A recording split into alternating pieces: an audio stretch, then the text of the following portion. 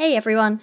So, since so many of you liked my Little Mermaid video, I thought I'd continue with this theme of making videos about the old, original, creepy, dark fairy tales, and today we're going to be looking at a story which is probably one of the darkest. It's one that kind of means a lot to me, and that is Sleeping Beauty. As we do, I'm going to be showing you how I created this makeup look on my face, which is inspired by Sleeping Beauty a little bit. I found it kind of hard to create a Sleeping Beauty themed makeup look because she doesn't really have the defining features like, you know, mermaids do, where you can go with the blues and the watery shades and all that kind of stuff. Sleeping Beauty is a little bit more difficult, so I took my inspiration from this photo from one of the ballet interpretations of it, and also the Disney princess version with the pink and the everything, and yeah. So yeah, let's just jump into the makeup look, and where do I even begin with this video? It's gonna be a big one. Let's start with the Disney version of Sleeping Beauty, right? Because this is a kind of weird one for me because I don't have many, if any, memories of watching it as a kid. Let's be honest, in the Disney film, she's a passive heroine who sleeps for half the film just waiting for someone to come and save her. It's kind of boring, right? Instead, my favourite Disney film was Aladdin, where Jasmine was this amazing, strong woman who wasn't afraid to stand up for what she wants. I mean, she literally has everything against her in life. Yes, she's a princess, but she grows up in one of the most patriarchal societies, and she is just expected to have an arranged marriage, and she's treated like an object by most people. She's not expected to have a voice. She's expected to kind of just be there for men, and she goes against all that. She stands up to everyone and society as a whole.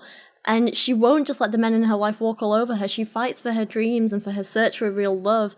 And she demands at the end of the film, she's like, no, screw this. I want the laws changing because this isn't fair. And I just admire that so much about Jasmine. You don't really get that with Sleeping Beauty, do you? I can't really remember a single personality trait of Aurora other than she's blonde. Also, there's the bit of trivia that apparently out of all the Disney princesses, she has the least speaking lines of any of them. Which kind of isn't surprising because, you know, the film is called Sleeping Beauty, and she's asleep for most of it, but my point is, very passive compared to most Disney princesses. So while the Disney version may be a little bland, maybe a little bleh, the original fairy tale that Sleeping Beauty is based on is probably one of the most disturbing yet fascinating stories. I think it's the one that we can still learn probably the most from as well, and one that I think is actually still relevant to today, especially with kind of where society's at in a lot of ways. The whole story is a metaphor for how women are treated in society, to be seen and not heard. This idea of like the social construct of virginity and how some cultures see the insane need to protect it at all costs. We can learn about how society views sexual violence against women and how little it does to protect them. There's so many different angles we can look at Sleeping Beauty from, and that's why I find it so interesting.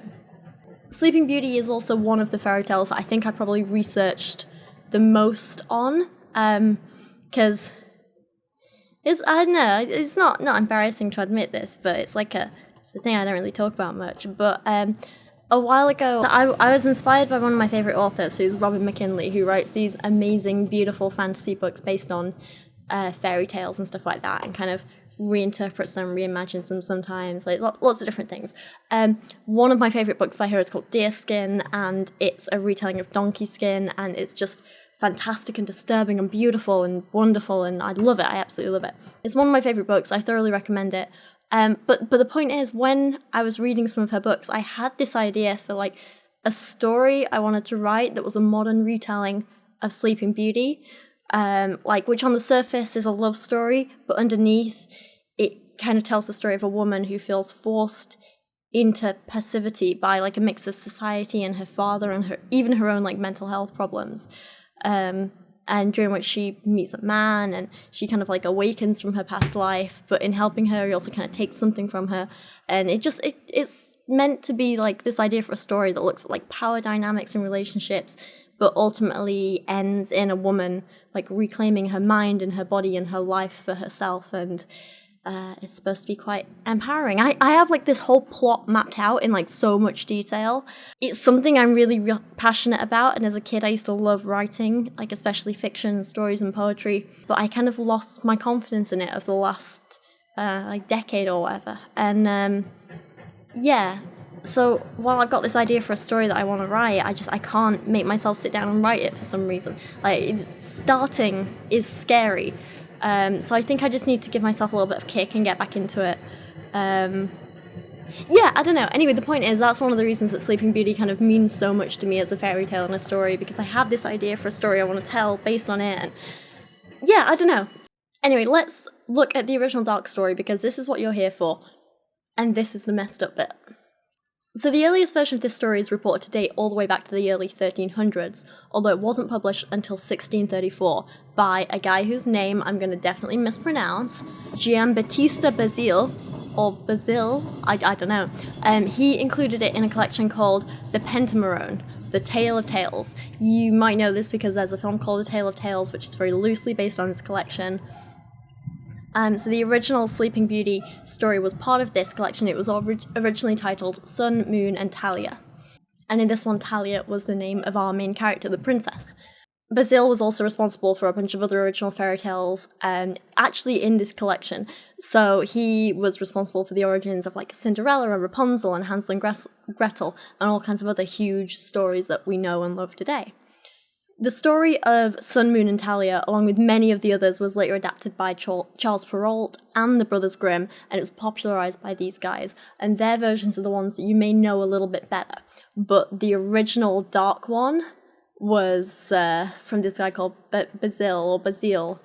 Over the years, the story's also been called Sleeping Beauty, The Sleeping Beauty in the Woods, Little Briar Rose. It's gone through a whole bunch of different names. And the story title isn't the only thing that's changed between versions. Our main character, the princess, she's had a series of name changes too. In some versions, she has no name, in others she's Talia, in others Briar Rose, Rosamond, Rosebud, or even Aurora. To tell you the original story of Sleeping Beauty is a little difficult because there are so many different versions, but the one I'm going to try and tell you in this video is mostly based on the version by Giambattista Basile, but with a few references to the other versions where I think it adds something interesting or it's something worth talking about. So the story of Sleeping Beauty starts with a king and queen who give birth to a beautiful baby girl. The whole kingdom celebrates, and a large party is held for her christening. Some of the most esteemed guests at this event are 7 good fairies who come to bless the little princess and give her a bunch of gifts. Each fairy is presented with fancy gifts for like coming to the party and like, you know, giving gifts to the little princess. And so they're given like these golden plates to eat from and these cups adorned with jewels, and they're basically treated like royalty by the royal family. They're made to feel very, very special. The problem is that there weren't just 7 fairies in the kingdom. There were 8. And the 8th one, slightly older than the others, slightly uglier than the others. People kind of underestimated her. She doesn't really get out much. She spends a lot of time kind of locked in her home, in her castle. And everyone kind of thought she was dead, so she didn't get an invite to the party. A little bit awkward. But she turns up anyway, and she's like, yo guys, not dead. But since no one really expected her or kind of knew what to do with her when she turned up, they sort of stuffed her into a seat at the back of the hall in the corner of the room, and she was made to eat from not the most fancy plates and cups, but the only slightly fancy plates and cups that everyone else had. She was treated like a regular person, you know, not even a commoner, just like a regular high-up person instead of one of the other fairies. And then the gift giving starts, right? So each fairy bestows a gift upon the baby. Beauty, grace, wit, dance, song, goodness, you know, all these typical women things. I mean, how about giving her intelligence or physical strength or the ability to mind her own accounts? But no, none of that. Women don't need that. Okay, never mind. This is what I mean, though. It says a lot about what society thought was important in women at the time. That these, like, super powerful fairies were like, out of everything we could give her in the world, I'm going to give her beauty and the ability to dance. You see what I mean? Anyway, 6 of the 7 fairies have given their gifts to the baby princess. When number 8 is like, nah, you know what? Enough is enough. You forgot about me. You stuffed me in the back of the room.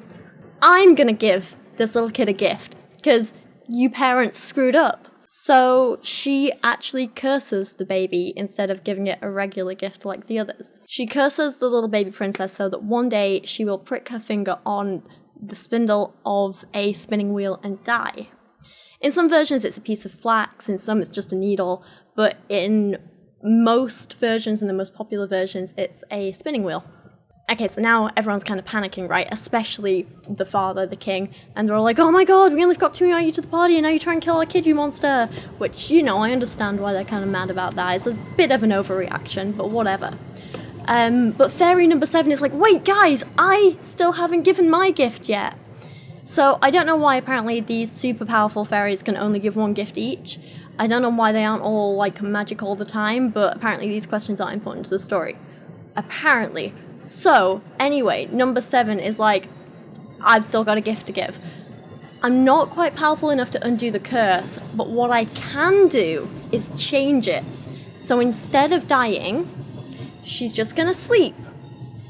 For a while. Probably like 100 years. Until she's woken up. Somehow. Yeah. So everyone's super grateful to the fairy. Cool, okay, great. The king, who's like so protective of his daughter, is like, screw this, I'm not letting this happen anyway. And he bans everything from the kingdom. We're talking like needles, spinning wheels, flax, whatever it is in the story, he bans it all completely. And yeah, this works out fine for the first 15 years or so. Great. Little princess is fine wandering around being a princess. And then one day, the young princess meets an old woman spinning at a spindle. Or she finds some flax, or someone leaves a needle somewhere. Some versions say that this old woman is the fairy in disguise trying to trick the princess. Others say it's just bad luck and the result of like a curious young woman trying to explore the world and discovering stuff that doesn't seem dangerous on the surface but can actually have, you know, a massive life-changing effect on her. Anyway, in every version of the story, the point is, no matter how it happens, the princess does eventually prick her finger on whatever she's cursed with, and she instantly falls into a deep sleep. Now, depending on the version you read, different things happen next. In some versions, the king and queen move her off to another castle where she'll be protected, but they eventually die and she's kind of forgotten about and left there, and the castle becomes overgrown with weeds and trees and brambles and is hidden away from the world. In others, they do that, and instead of dying, they just kind of forget about her. In other versions, they fall asleep with her too. The whole kingdom falls asleep, and this protective forest of brambles and thorns grows up around the whole kingdom. The oldest versions, I think, like the original ones, mostly just have the king and queen popping her into her own little space and being like, just leave her there for a while and sort of forgetting about her, and then they do die anyway. So about 100 years or so pass, and over the years, many knights and brave men and princes and kings and whatever, they've tried to fight their way past the thorns, the brambles, the trees, and like get into the castle, but none have succeeded before. And then one day, this party of royals is riding past, and there's some debate whether the guy was a king or a prince, but in the original, he's a king, so we're going to go with that. This king, there's something different about him, and he manages to fight his way through the thorns. He gets a bit scratched up, like fighting them, whacking the trees and brambles and everything out the way. But he gets kind of cut up, scratched up, but he gets through. He gets to the princess. And he eventually finds the tower, and at the top of the tower, lying unconscious, not having aged a day, is this 15-year-old princess that he just looks at her, and he just thinks she is the most beautiful woman he's ever seen, and he's so overcome with feelings and emotion and passion, and so he can't help it. He leans down and he kisses her on the lips, and he waits.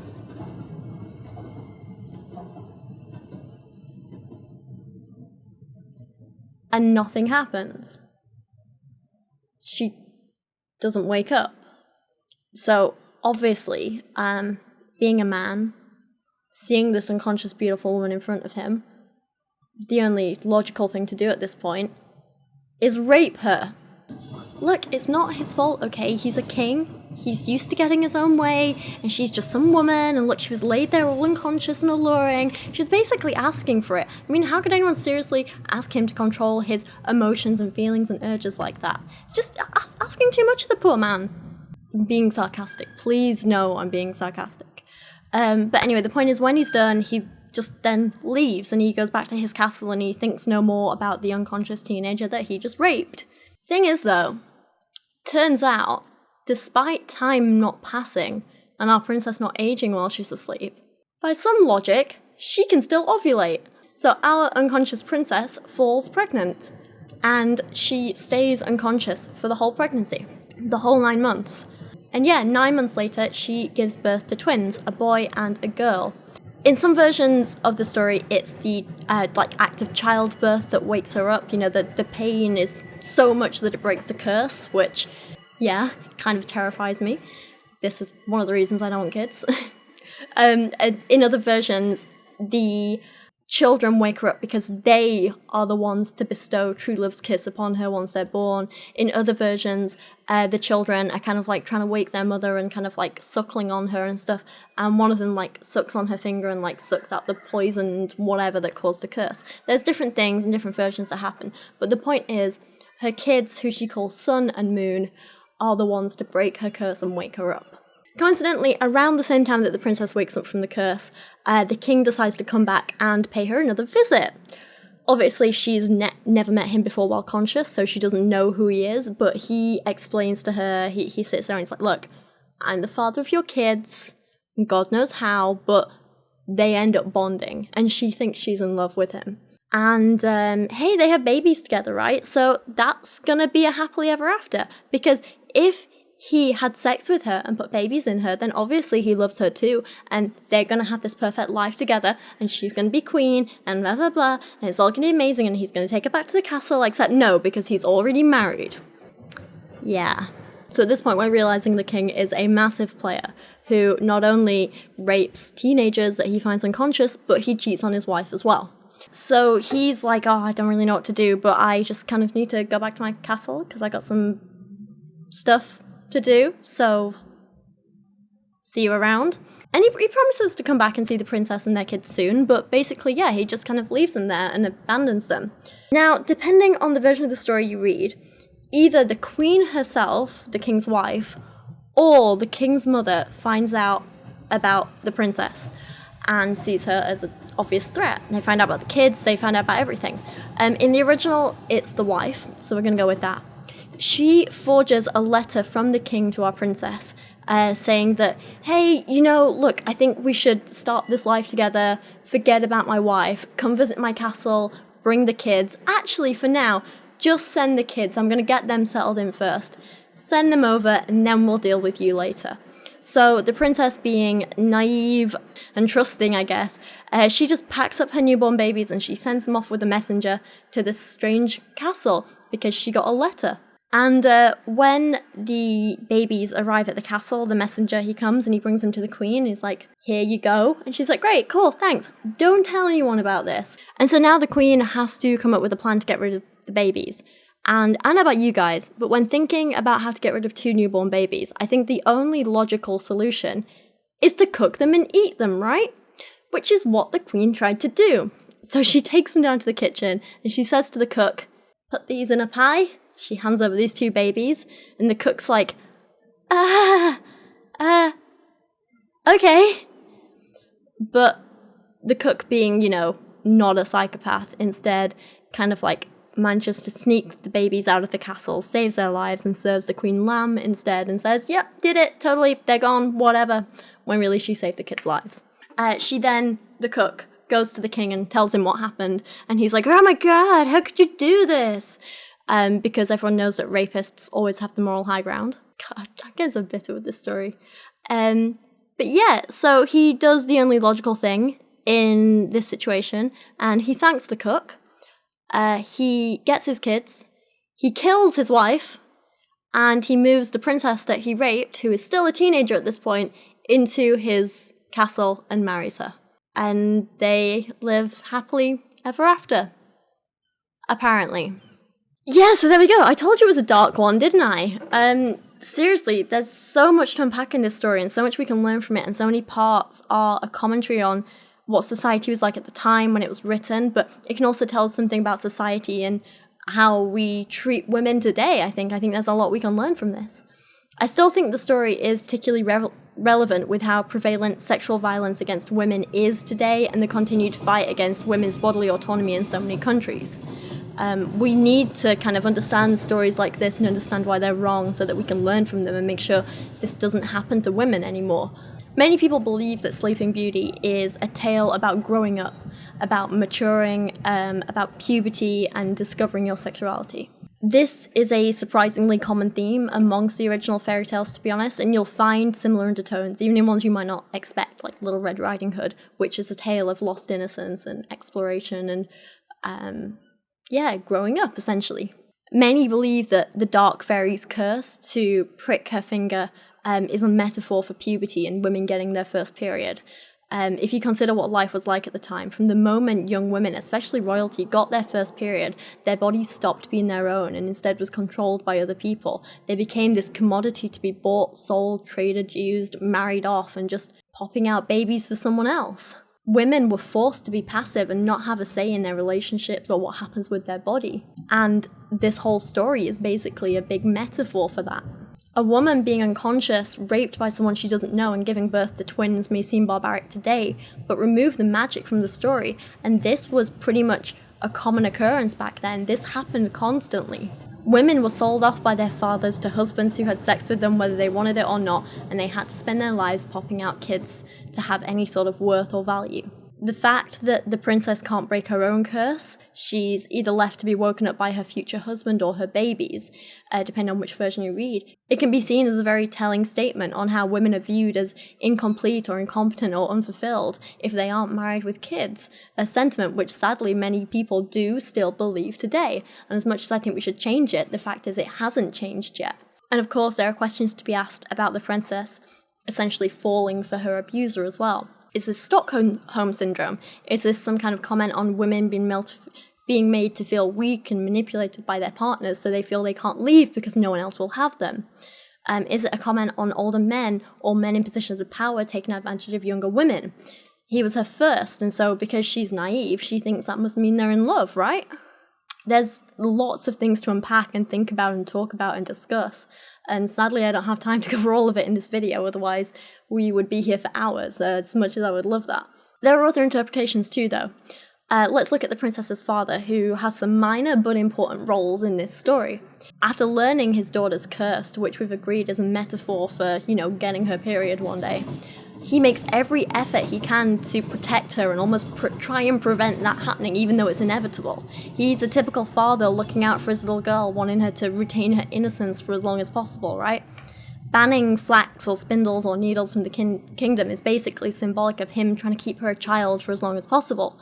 But obviously, this is impossible, and she has to grow up at some point, or, in this case, fulfill the curse. It's also interesting that in some versions of the story, as soon as she pricks her finger and falls asleep, the parents just pick her up, move her out of the castle, and throw her into her own castle until some man can come along and break the curse. As soon as she stops being daddy's little girl, he no longer wants to know her, basically, and he just leaves her to be some other man's problem. Again, it's symbolic of how men saw their daughters as commodities, and as soon as they were old enough, they sold them off to whatever man they could find to marry them. On a happier note, some people take the version of the story without the rape and they try and apply a happier interpretation to it.